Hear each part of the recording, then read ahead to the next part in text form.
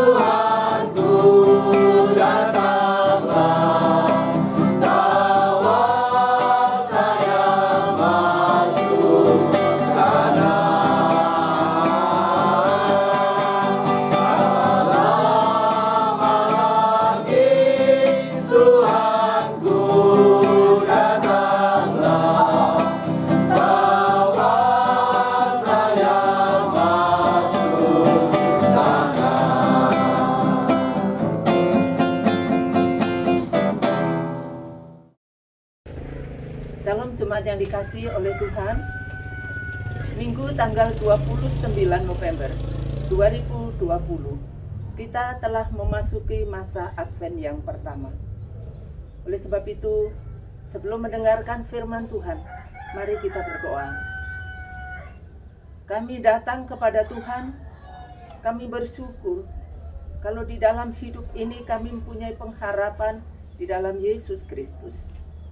Kami bersyukur kalau minggu ini kami boleh memasuki masa Advent yang pertama. Kami mengingat kembali bahwa Yesus Kristus telah datang ke dalam dunia ini. Terang-Mu telah menyinari manusia yang hidup di dalam kegelapan. Kami mau mendengar sebagian daripada firman Tuhan. Berkatilah kami sekalian. Kami berdoa di dalam nama Yesus Kristus Tuhan kami. Amin. Pada Advent yang pertama ini kita akan mendengarkan firman Tuhan yang diambil dari Injil Markus pasal 13 ayat 33 sampai ayatnya yang ke-37 dengan tema Siap Sedialah. Nah, di dalam pembacaan kita ini kita akan membaca Injil Markus pasal 13 ayat 35 dan 36. Firman Tuhan demikian bunyinya, karena itu berjaga-jagalah, sebab kamu tidak tahu bila manakah tuan rumah itu pulang menjelang malam, atau tengah malam, atau larut malam, atau pagi-pagi buta, supaya kalau ia tiba-tiba datang, jangan kamu didapatinya sedang tidur. Jemaat yang dikasihi oleh Tuhan, Adventus yaitu diambil dari bahasa Latin yang artinya kedatangan. Istilah ini dipakai pada waktu itu, pada zaman Romawi, untuk menyambut kedatangan seorang kaisar yang dianggap itu sebagai dewa. Tetapi bagi pengikut-pengikut Kristus, bukan menyambut kaisar, tetapi menyambut kedatangan Kristus adalah Raja, Mesias yang dinantikan. Pada masa Advent adalah persiapan bagaimana kita menghayati makna Natal itu. Yesus Kristus telah datang ke dalam dunia ini untuk menyelamatkan manusia. Kita sekarang orang-orang percaya ada di dalam situasi menanti kedatangan Tuhan Yesus yang kedua kali. Untuk menanti kedatangan Tuhan Yesus yang kedua kali, di dalam pembacaan firman Tuhan ini, Tuhan Yesus memberikan perumpamaan. Ada seseorang yang mau bepergian. Ia menyerahkan tugas dan tanggung jawab kepada hamba-hambanya. Ia berpesan, berjaga-jagalah atau siap sedialah. Supaya kalau ia tiba-tiba datang, jangan didapati sedang tertidur. Jemaat yang dikasihi oleh Tuhan, siap sedia di dalam kitab Keluaran pasalnya yang ke-18 ayat 22 dan ayatnya yang ke-26. Para hakim-hakim yang sudah ditetapkan Musa, mereka harus siap sedia sewaktu-waktu mereka dipanggil untuk menyelesaikan masalah. Mereka selalu berjaga-jaga dan siap sedia. Jemaat yang dikasihi oleh Tuhan, mengapa di dalam kehidupan kita ini kita harus berjaga-jaga dan siap sedia untuk menanti kedatangan Tuhan yang kedua kali? Kita melihat yang pertama, yaitu kedatangan Tuhan Yesus itu seperti pencuri. Seperti pencuri pada waktu malam. Kedatangannya itu sewaktu-waktu. Kita tidak mengerti. Oleh sebab itu, kita harus bersiap sedia. Kedatangan Tuhan Yesus itu mungkin menjelang tengah malam, atau mungkin larut malam, atau pagi-pagi. Kita diingatkan supaya kita siap sedia. Jangan sampai kita lewat. Apa yang harus kita kerjakan? Apa yang harus kita lakukan pada saat kita berjaga-jaga atau siap sedia? Yang pertama, di dalam surat 1 Petrus 1 ayat 16.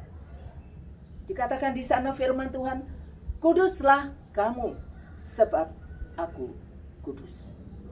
Kuduslah kamu sebab aku kudus. Ada satu contoh di dalam kitab Daniel dan ketiga temannya ketika di Babil, mereka tetap menjaga kekudusan. Mereka menolak untuk menyembah berhala atau dewa Babil. Mereka tetap hidup di dalam kebenaran firman Tuhan.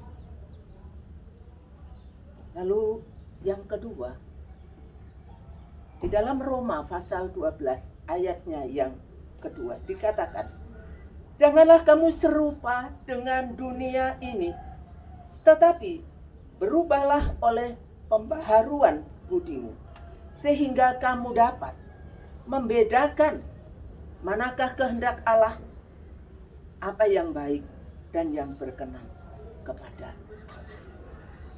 Jemaat yang dikasihi oleh Tuhan, mengapa kita diingatkan supaya kita jangan serupa dengan dunia? Dalam Roma 12 ayatnya yang 1 dikatakan, karena kita sudah mendapatkan kemurahan Allah.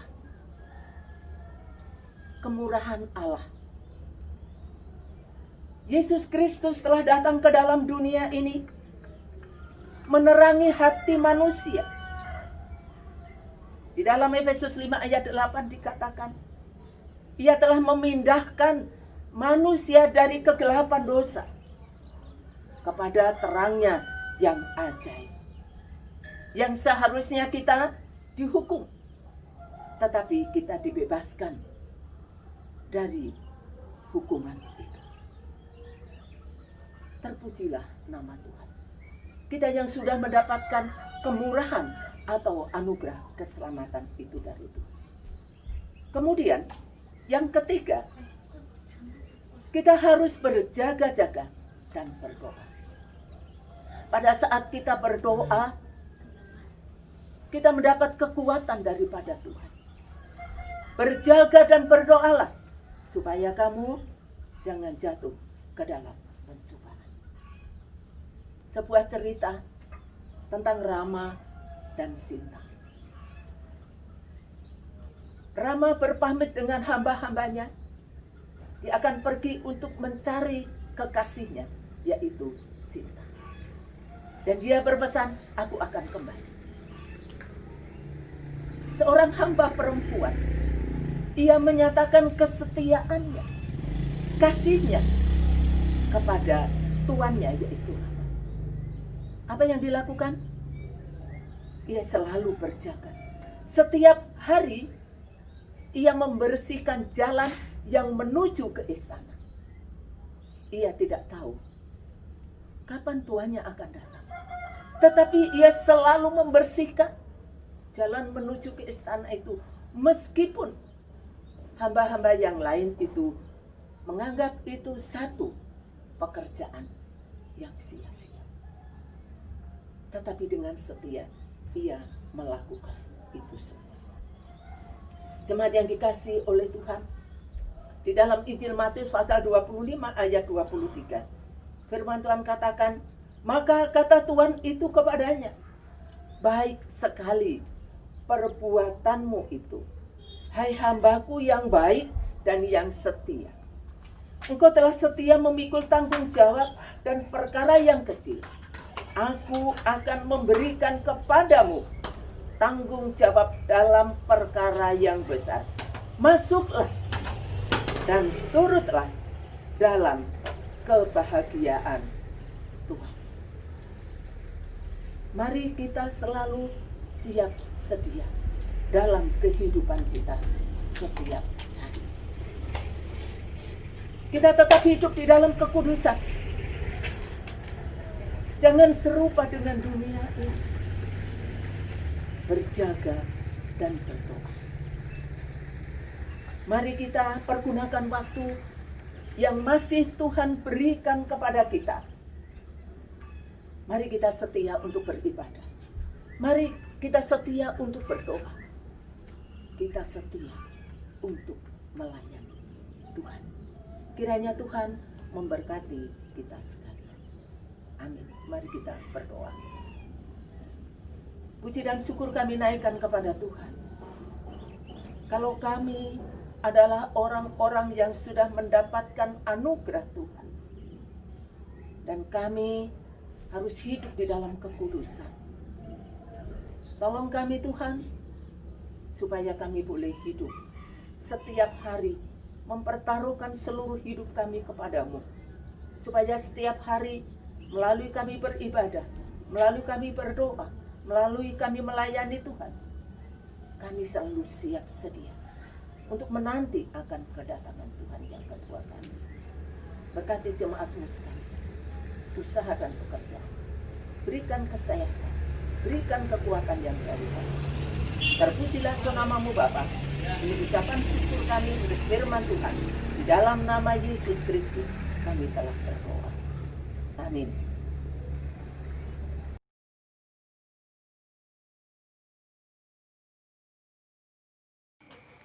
Pengharapan. Dalam diam ku termenung, mengenang cinta kasih yang agung dari seorang pribadi yang sangat kusanjung.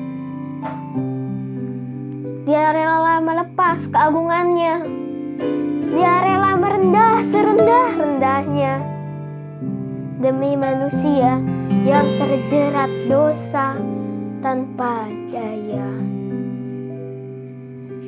Dialah tempat yang tepat untuk kita berharap ketika hidup menjadi sulit dan hanya bisa meratap. Dia akan datang menolong umatnya dengan sigap. Advent pertama, saatnya aku mengingat kedatangan sudah semakin dekat. Karenanya aku harus lebih dekat kepada Dia, Mesias, Sang Juru Selamat.